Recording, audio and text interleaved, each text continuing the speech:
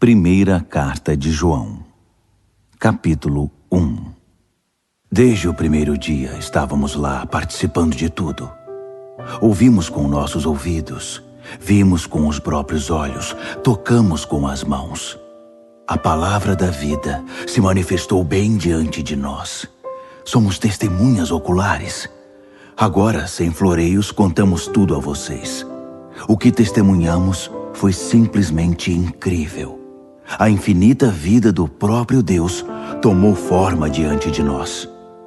Nós o vimos e o ouvimos, e agora estamos contando a vocês, para que, como nós, tenham a experiência da comunhão com o Pai e o Filho Jesus Cristo. A razão de eu estar escrevendo é apenas esta. Queremos que vocês desfrutem isso também. A alegria de vocês duplicará a nossa.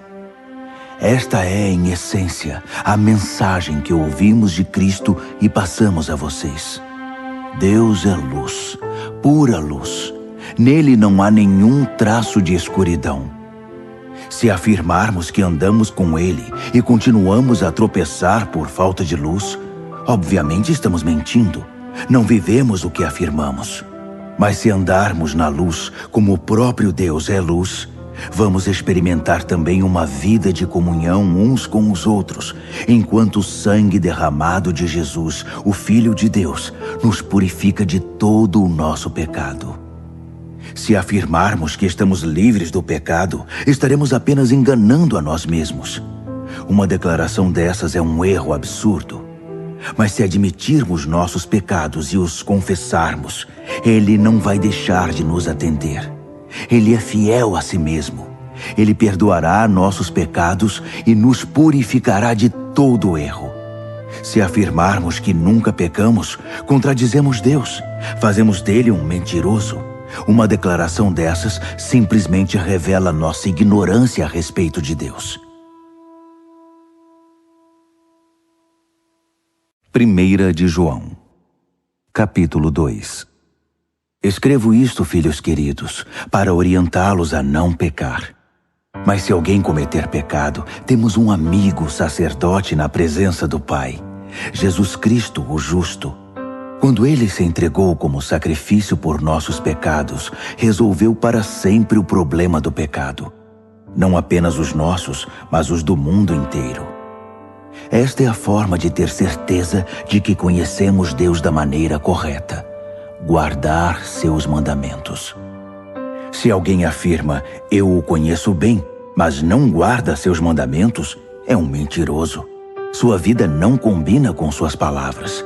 Mas aquele que guarda a palavra de Deus demonstra o amor amadurecido de Deus. É o único meio de saber que estamos em Deus.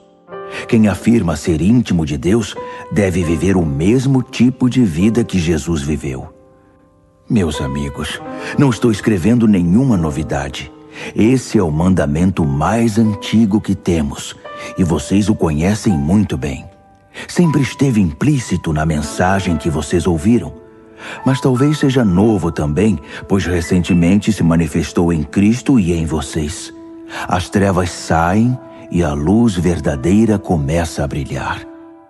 Quem diz que vive na luz de Deus e odeia o irmão, ainda está na escuridão. Quem ama seu irmão habita na luz de Deus e não impede que brilhe a luz dos outros. Mas quem odeia ainda está na escuridão, tropeçando, e não sabe que o fim está próximo, pois não consegue enxergar nada. Quero lembrá-los, meus filhos queridos, de que os pecados de vocês foram perdoados em nome de Jesus. Vocês, veteranos, estavam no princípio e conhecem aquele que começou todas as coisas.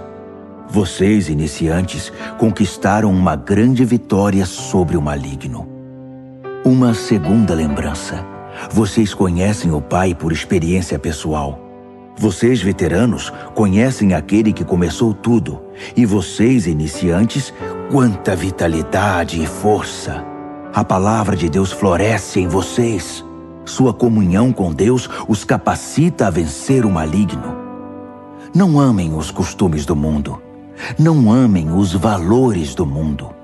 O amor do mundo sufoca o amor do Pai. Praticamente tudo o que acontece no mundo, desejo de seguir o próprio caminho, de querer tudo para si, de parecer importante, não tem nada a ver com o Pai. Tudo isso o afasta do ser humano. O mundo e seus desejos vão passar, mas quem faz o que Deus quer está garantido na eternidade. Filhos, o tempo está quase se esgotando. Vocês ouviram a notícia de que o anticristo está chegando? Bem, eles estão em toda parte. Há um anticristo em todo lugar. É por isso que sabemos que estamos perto do fim. Eles nos deixaram, mas nunca estiveram conosco de verdade.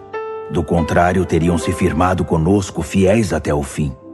Quando nos deixaram, mostraram quem são de fato e que nunca foram dos nossos. Mas vocês são. O Santo ungiu vocês, e vocês sabem disso. Eu não escreveria para dizer algo que não sabem, mas para confirmar a verdade que já é conhecida e para lembrar que a verdade não produz mentiras. Então, quem está mentindo aqui? Ora, aquele que nega que Jesus é o Cristo divino. É isto que faz um anticristo: negar o Pai e negar o Filho. Quem nega o Filho não tem parte com o Pai, mas afirmar o Filho é abraçar o Pai. Não se afastem do que ouviram desde o princípio, a mensagem original, que ela permeie a vida de vocês. Se o que ouviram desde o princípio criou raízes, vocês viverão plenamente no Filho e no Pai. É exatamente o que Cristo prometeu: vida eterna, vida de verdade. Escrevi para diverti-los quanto aos que tentam enganá-los. Mas eles não são páreo para o que está profundamente enraizado no coração de vocês: a unção de Cristo, nada menos que isso. Vocês não precisam que ninguém apresente nenhum ensino novo. A unção de Cristo ensina a verdade sobre tudo acerca de vocês mesmos e dele, sem a contaminação da mentira. Vivam verdadeiramente aquilo que aprenderam.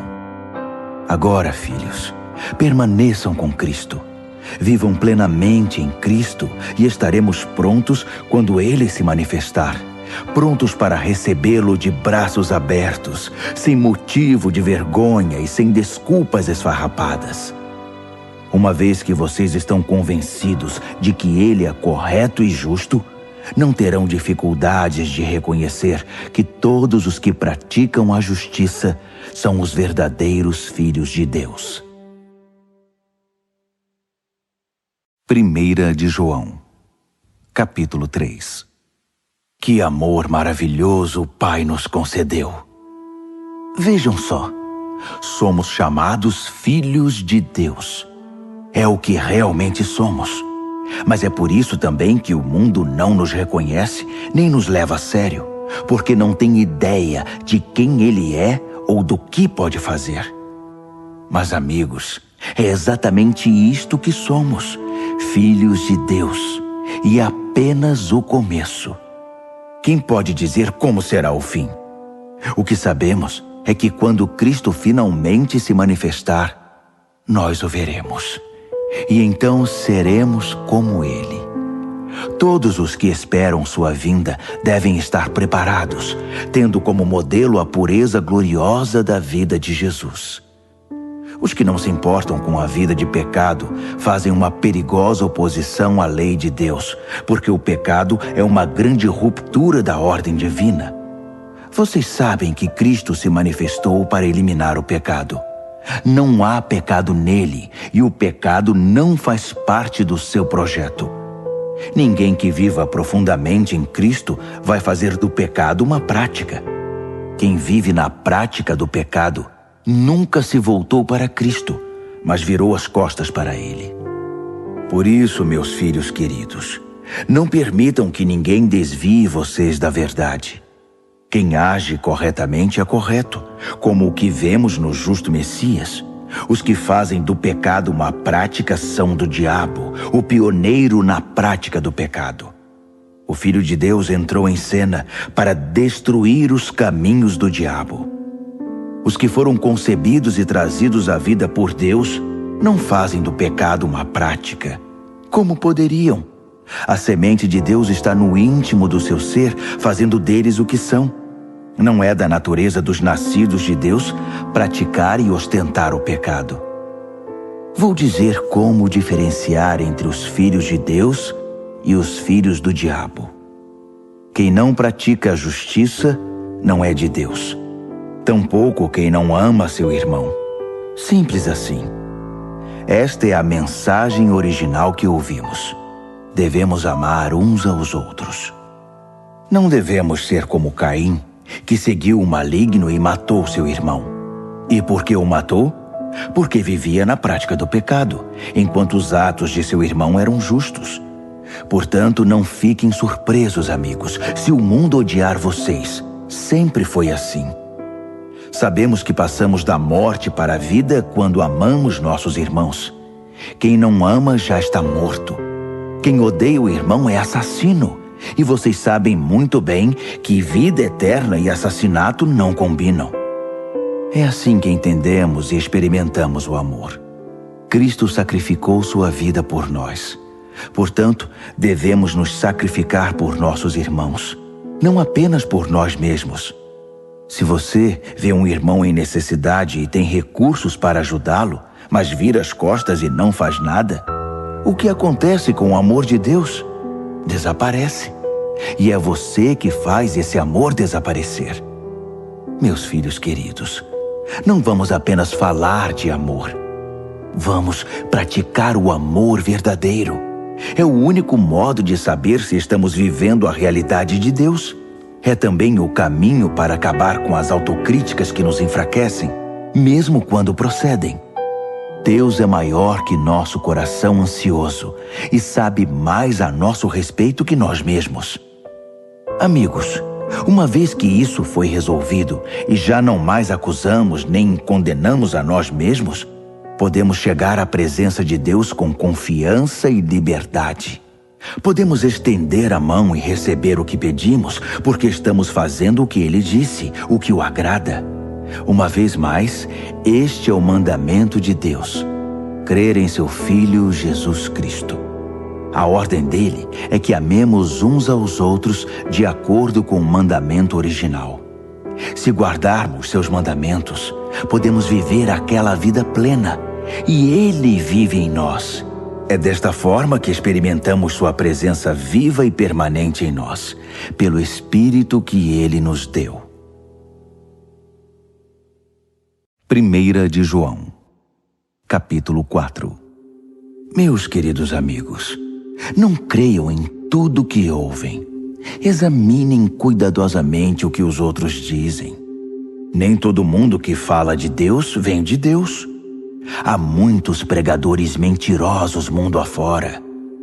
Querem saber como identificar o genuíno Espírito de Deus? Quem confessa abertamente sua fé em Jesus Cristo, o Filho de Deus, que veio como uma pessoa real de carne e sangue, vem de Deus e pertence a Deus. Mas quem se recusa a confessar a fé em Jesus, não quer nada com Deus. É o espírito do anticristo que vocês ouviram que viria. Pois bem, ele já está por aí mais cedo que pensávamos. Meus filhos queridos, vocês vêm da parte de Deus e pertencem a Deus. Vocês já obtiveram uma grande vitória sobre esses falsos mestres, pois o Espírito que está em vocês é mais forte do que qualquer coisa no mundo. Essas pessoas pertencem ao mundo que nega o Cristo. Eles falam a língua do mundo e o mundo os escuta. Mas nós viemos de Deus e pertencemos a Deus. Quem conhece Deus nos entende e nos ouve. Quem não quer nada com Deus, evidentemente, não vai nos ouvir. Esse é outro teste para diferenciar o espírito da verdade do espírito do engano. Meus amigos amados, continuemos a amar uns aos outros, pois o amor vem da parte de Deus. Quem ama é nascido de Deus e tem um relacionamento real com Ele. Quem se recusa a amar não sabe o que mais importa sobre Deus, pois Deus é amor. Vocês não podem conhecê-lo se não amam. Foi assim que Deus demonstrou seu amor por nós. Deus enviou seu único Filho ao mundo para que pudéssemos viver por meio dele. É desse amor que estamos falando. Não que tenhamos amado a Deus, mas que Ele nos amou e enviou seu Filho como sacrifício para purificar nossos pecados e consertar os danos que eles causaram em nosso relacionamento com Deus. Meus amigos queridos, se Deus nos amou assim, então devemos amar uns aos outros. Ninguém viu Deus, nunca. Mas se amarmos uns aos outros, Deus habitará no íntimo do nosso ser e seu amor será completo em nós, amor perfeito. Sabemos que estamos vivendo uma vida plena nele e ele em nós, porque ele nos deu vida que procede da sua vida, que vem do seu Espírito. Além disso, vimos por nós mesmos e continuamos a afirmar que o Pai enviou seu Filho para salvar o mundo. Quem confessa que Jesus é o Filho de Deus, participa de um relacionamento íntimo e estável com Deus. É por saber disso que abraçamos de coração esse amor que procede de Deus. Deus é amor. Quando passamos a habitar permanentemente no amor, vivendo uma vida de amor, vivemos em Deus e Deus vive em nós. Assim, o amor tem o controle da casa, fica à vontade e amadurece em nós. E não temos mais preocupação com o dia do juízo. Nossa situação no mundo é idêntica à de Cristo. No amor, não há espaço para o medo. O amor amadurecido expulsa o medo. Considerando que o medo causa uma vida vacilante e cheia de temores, medo da morte, medo do julgamento, podemos dizer que quem tem medo não está completamente aperfeiçoado no amor. Mas nós podemos desfrutar o amor, amar e ser amados, pois primeiro fomos amados. Por isso agora podemos amar. A verdade é que Ele nos amou primeiro. Se alguém se vangloria dizendo, eu amo a Deus, mas odeia e despreza seu irmão, é mentiroso. Se não ama a pessoa que vê, como pode amar a Deus a quem não vê? O mandamento que temos da parte de Cristo é sem rodeios. Amar a Deus se vê na prática de amar o próximo. Vocês precisam amar os dois.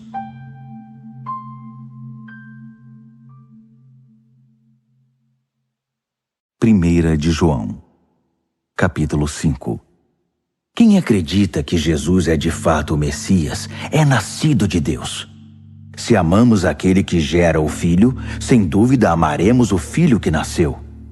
O teste da verdade para saber se amamos ou não os filhos de Deus é este: amamos a Deus?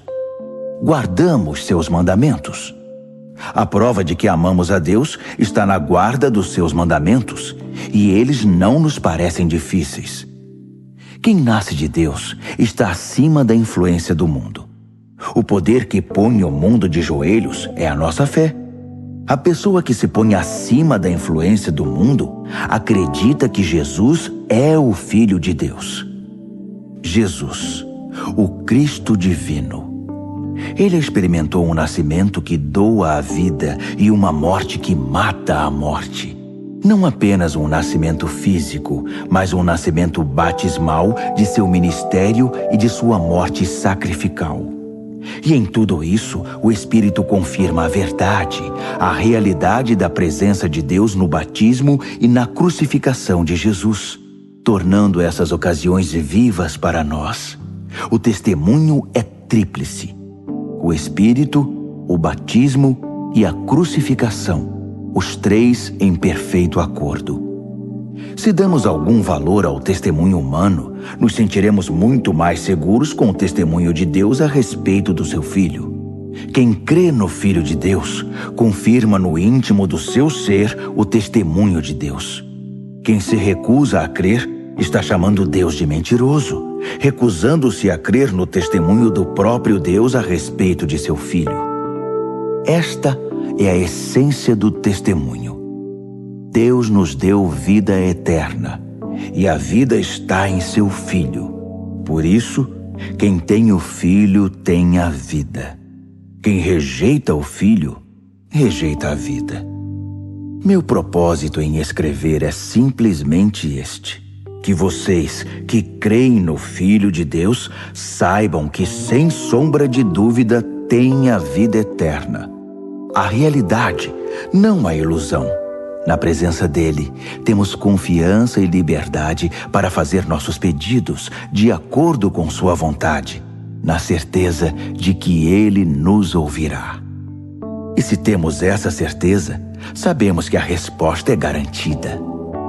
Por exemplo, se vemos um cristão pecando, não falo aqui dos que fazem da prática do pecado um caminho fatal que leva à morte eterna.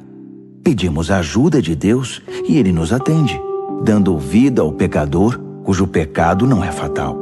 Existe pecado que é fatal. E nesse caso não digo que se deva orar. Tudo que fazemos de errado é pecado, mas nem todo pecado é fatal. Sabemos que ninguém nascido de Deus faz do pecado uma prática, o pecado fatal. Os nascidos de Deus são também protegidos por Deus. O maligno não pode tocar neles. Sabemos que somos protegidos por Deus. Só o povo do mundo continua nas garras do maligno. Sabemos também que o Filho de Deus veio para que pudéssemos reconhecer e entender a verdade de Deus. Que presente! E que vivemos na própria verdade, no Filho de Deus, Jesus Cristo. Jesus é, ao mesmo tempo, Deus verdadeiro e vida verdadeira. Filhos queridos, cuidado com as imitações.